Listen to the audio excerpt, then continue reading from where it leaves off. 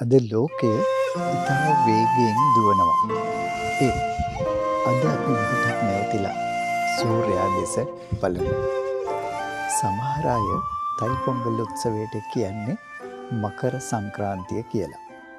ඒ හිරු උත්තරායනය, ඒ කියන්නේ උතුරට ගමන් කිරීම ආරම්භ කිරීම සැමරීමට.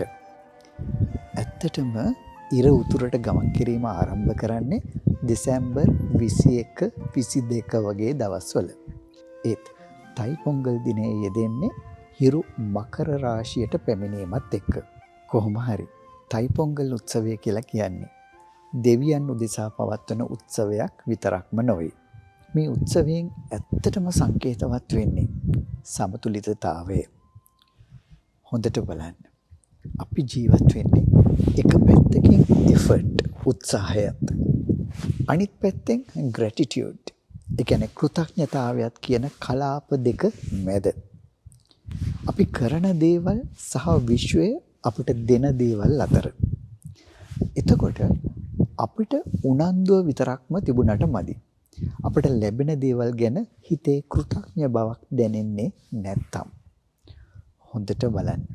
මේ දෙක ගැටෙන හැම තැනකම නැති වෙන්නේ මනුස්සකම. ඇති වෙන්නේ අරගල. ඒත් අද අපි උත්සාහ කිරීම ගැන මහා ලොකුවට කතා කළාට කෘතඥතාව ගැන හිතන්නේවත් නැහැ. ඉතින් තයිපොංගල් දාට අනිවාර්යයෙන්ම කරන දෙයක් තමයි කිරි ඉතිරීම. මැටි මුට්ටියෙන් එළියට කිරි උතුරලා ගලා යන තුරුම කවුරුත් ඒක නවත්තන්නේ නැහැ. හැමෝම කිරි ඉතිරිලා යන්න ඉඩ දෙනවා. කරන එකම දේ තමයි ඒ දිහා බලාගෙන සිනාසීම. ඒ උතුරා යන කිරි ධාරාව ලස්සන පාඩමක් අපට කියලා දෙනවා. අපට ඇති තරම් ලැබේවා. වැඩියෙනුත් නෙමෙයි, අඩුවෙනුත් නෙමෙයි. සෑහෙන තරමට ඕන් ස්තුතිවන්ත වෙනවා. එහෙම නැත්නම් කෘතඥ වෙනවා. ඒ කාටද? ඉරට, වැස්සට, මහ පොළවට, හරකට, ගොවියාට. එයා කල්පනා කරනවා අපි කන හැම ආහාර පිටක් පසුපස ඇති නොපෙනෙන බලය ගැන. මෙතන තියෙන්නේ මිත්‍යා දෘෂ්ටිය නොවේ. විමසීම. හිරු හැමදාම පායනවා. ඒ කිසිම ප්‍රතිඋපකාරයක් බලාපොරොත්තු නොවි. හිරු තමන් කාටද උදව් කරන්න ඕන කියලා විශේෂයෙන් හොයා බලන්නේ නැහැ. හිරු එයාගේ එළිය පොහොසතාට, ජාතියට, ආගමට සහ විශ්වාසයන්ට අනුව අඩු වැඩි කරන්නේත් නැහැ. හැමෝටම හිරු බෙදන්නේ එකම හැන්දේ. ඒ නිසායි තයිපොංගල් දාට මිනිස්සු ඉරට කරු කරන්නේ. දෙවියෙක් හැටියට නොවේ, මතක් කිරීමක් හැටියට. දැන් මෙහෙමවත් දවසක් තිබුණේ නැත්තම් ඉරක් තියනවාද කියලාවත් අද තියෙන වැඩවල හැටියට අපිට මතක් වෙයිද? අද අපි ඉරට තියෙන 70ක්ම ගාන දන්නවා. ඉරේ උෂ්ණත්වයක් දන්නවා. ඒ විතරක් නෙවෙයි, ඉරේ තියෙන ලප ගැනත් දන්නවා. ඒත් ඉර පායන බහින බව දන්නවාද කියන එක නම් සැකයක්. ඒ කියන්නේ අපිට ඉර ගැන දත්ත ඕන තරම් තියෙනවා. ඒත් ඉස්සර වගේ දැන් අපි ඉරට ස්තුති කරන්න දන්නේ නැහැ. ඒත් හිතන්න, එදා මිනිස්සු කම්පියුටරුත් නැතුව, නිව්ටන්ගේ නියමත් නැතිව, අයින්ස්ටයින් එන්න අවුරුදු 10 ගානකට කලින් ඉර මකර රාශියට එන වෙලාව හරියටම දැනගෙන හිටියා. ඉතින් මිනිස්සු කිරි ඉතිරෙන්න ඇරියේ ඉහිරෙන්නම තමයි. ඉහිරෙන්න තරම් උතුරනවා කියලා කියන්නේ උගුලක් නොවේ. එතකොට තමයි අපිට යමක් බෙදා ගන්න පුළුවන්කම තියෙන්නේ. නැත්තම් දෙන්න පුළුවන්ද?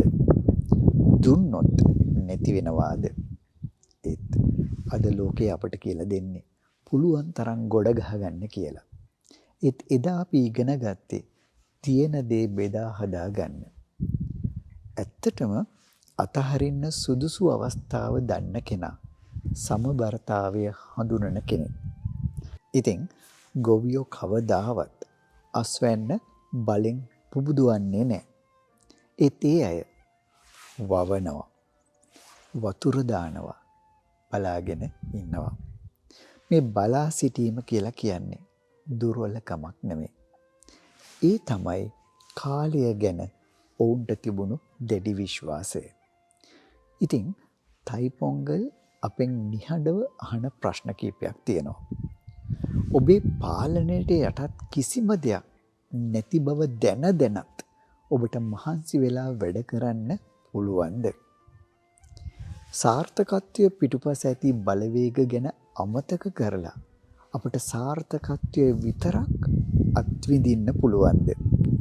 ඒක සාධාරණද? යමක් ඔබට ලැබෙනකොට ඔබේ නම නිසාම ඒ දේවල් ලැබුණේ නැති බව හිතන්න ඔබට පුළුවන්ද? එහෙමනම් එතන තමයි හැමදේම සමබර වෙන්නේ. උත්සාහයත් අතහැරීමත්. සමබර වුණාම අපි ඉන්නේ මධ්‍යස්ථ තැනක. ඒ කියන්නේ හිතන්න කම්මැලිකමක් නැති උත්සාහයක් ගැන, ඒ වගේම කිසිම අහංකාරකමක් නැති කෘතඥතාවය ගැන. ඒක මොනතරම් ලස්සනද? හමු වෙමු තවත් වීඩියෝවකින් ළඟදීම. නැවත හමු වෙන තුරු ශිවාච සුන්දරාච භවතු තේ ජීවන යාත්‍රා.